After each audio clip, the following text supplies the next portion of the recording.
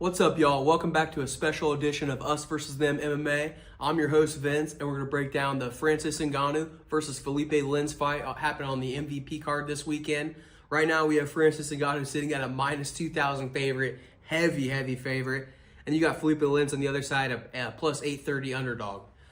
Before I get into this video, if I can remind you guys to subscribe to this channel. We're marching to 150, which would be exciting to hit by the weekend. So, yeah, but fuck it, let's get into this breakdown.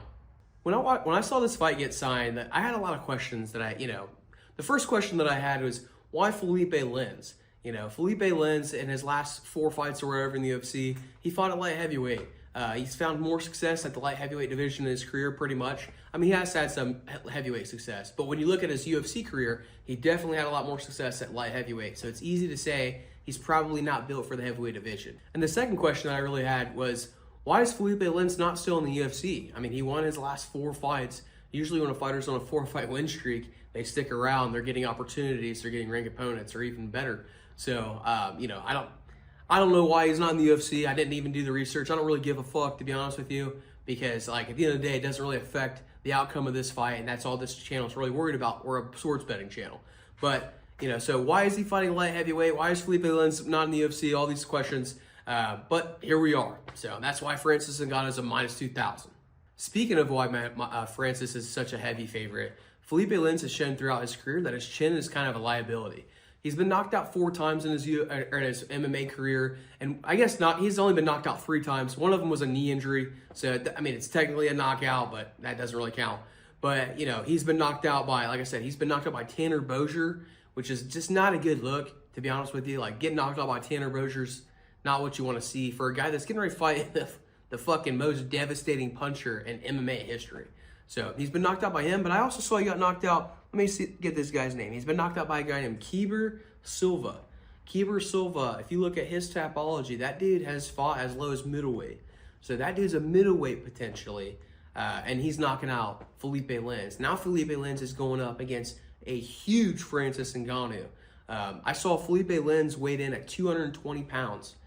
So Francis Ngannou, we all know he's probably cutting to 265. He's going to have a 50, 60 pound advantage by the time we get to the fight. So again, that kind of makes me question, why are we giving this guy to Francis Ngannou? It just makes me wonder. It just seems like he's a sacrificial lamb, and I don't really see a lot of other paths in this fight. Like I said, we already know who Francis Ngannou is. Like, he's the most devastating puncher in UFC or MMA history.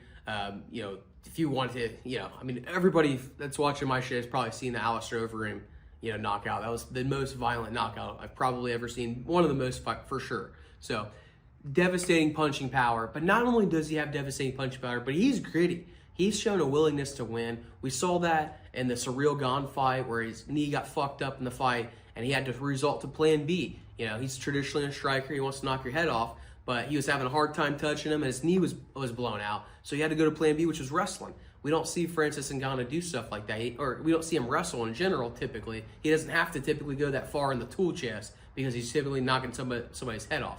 But it showed that he's willing to go to plan B, he's willing to make adjustments because, like I said, his desire is to win. So I bring that up because he's a minus 2,000. I don't really see a pathway for us to even have an underdog, spoiler or anything like that. He's huge. He's going to be way bigger. He's going to be faster. Philipe Lins is 40 years old as well, so he's not even going to be the younger fighter. There's just really not a lot of things there's really not a lot of paths for this fight to go other than the most devastating puncher in MMA history to do exactly what he does and to get the knockout.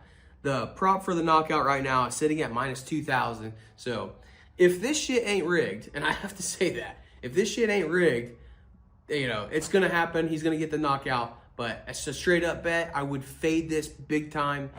There's no value in a minus 500. But because I think it's such a slam dunk pick, if you want to use it to kind of boost up a parlay, I can see that, throwing that in there to kind of squeeze out a little bit more money in a parlay. I think it's also important to mention that this is a 5-round fight. And honestly, I think that that's not really going to play too much of a factor other than it's going to give Francis Ngannou more time to find the big shot that he's looking for. I don't think he's going to need that much time. I don't think this is going to go much further than 1 or 2 rounds. I think Philipe Lins, I think it's worth mentioning too that, you know, if a fighter has an opportunity like this, typically they fight beyond, you know, what they've ever done before. Almost like a Rocky Balboa type of, you know, performance. Obviously that's fake, but you know what I'm saying. You know, where he's just it's a golden opportunity, falls in his lap, and he takes advantage of it. So that could happen. I don't know if, you know, I don't think, there's no way it's fucking gonna happen, but it's worth mentioning. But yeah, like I said, this is gonna be a slam dunk. Ngannou by knockout, minus 500. No value in that. You know, that's pretty much it. If this shit ain't rigged. So I appreciate you guys watching to the end of the video. Stop by for our next video. We're going to break down Junior Dos Santos versus Robilis Desplain. That fight is going to be awesome. I definitely see money-making opportunities in that one, unlike this fight. So stop by for that one, and I'm the fuck out of here.